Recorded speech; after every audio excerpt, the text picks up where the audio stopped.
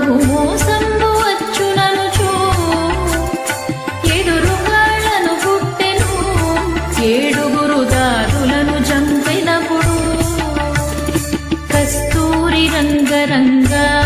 నాయన్న కావేటి రంగరంగ శ్రీరంగరంగరంగ నిను బాసి నేనెట్లు మరచుందురా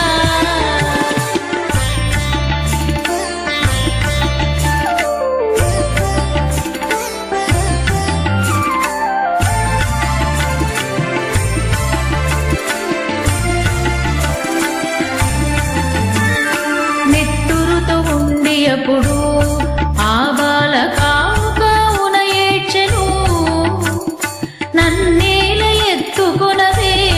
ఓ తల్లి దేవకి